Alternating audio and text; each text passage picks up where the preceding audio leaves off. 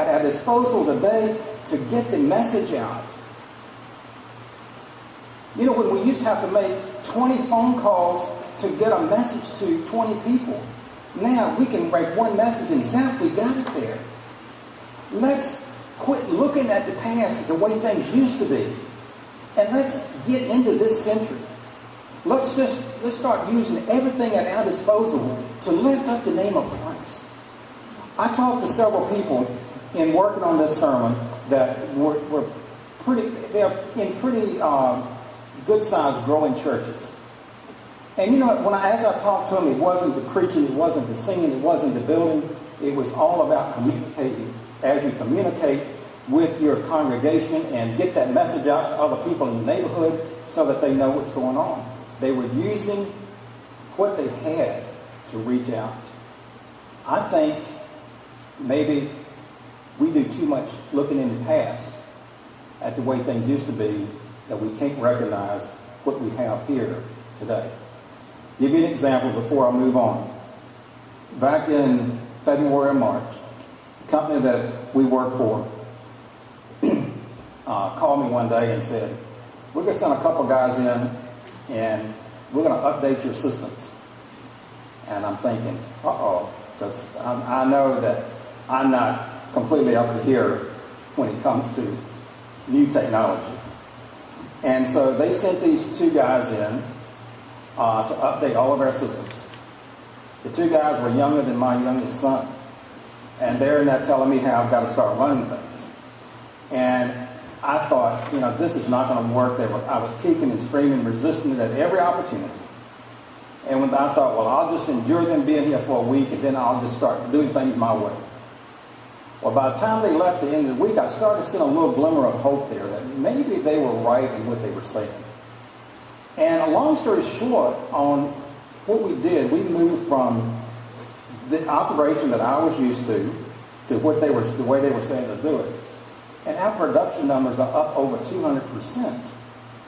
Simply because we started doing things with new technology instead of old technology.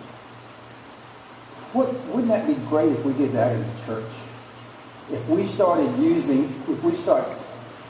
quit thinking about the way we used to do things and start thinking about how can we do things now with what we have. The other group of people that we're talking about looking in the past, is those that don't know Jesus as their Lord and Savior. You know, many times people won't come to the Lord because they're so busy looking at something that's happened in their life. There's sin in their life and they don't want to give it up. Or it could be sin in their life. Maybe it's a sin in the past.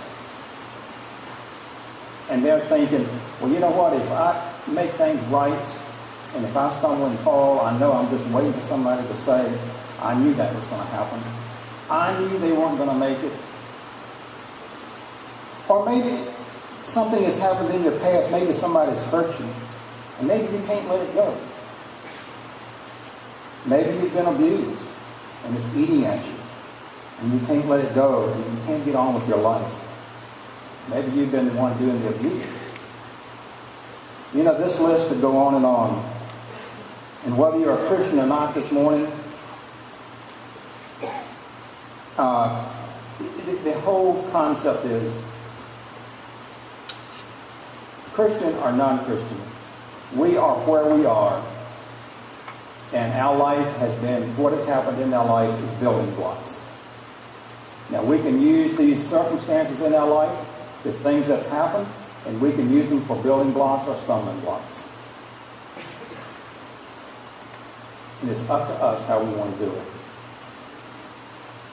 As I prepared this, I made myself more determined that I'm going to just let what's happened in the past make me a stronger and a better Christian than I've ever been.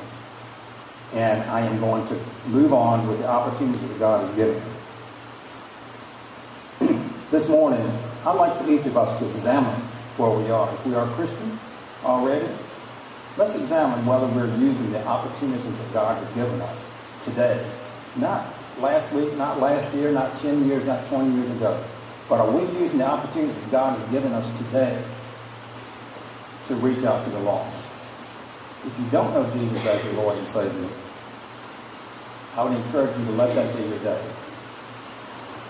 Have you ever heard someone say, give me a second?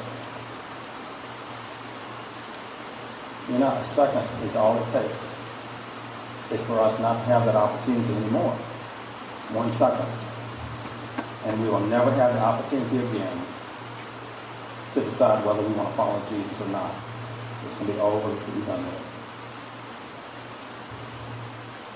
That song that we were talking about, I got a brand new girlfriend. You know, I didn't want to tie that in with this sermon too much, but, you know, this man in this song, when things didn't go right for him, he just picked up and went on. And that's the way we need to do. We need to pick up and go on with our life, honoring God and serving Him. You need to make that decision this morning as the invitation to Him is sung. I'd like you to come forward and do that.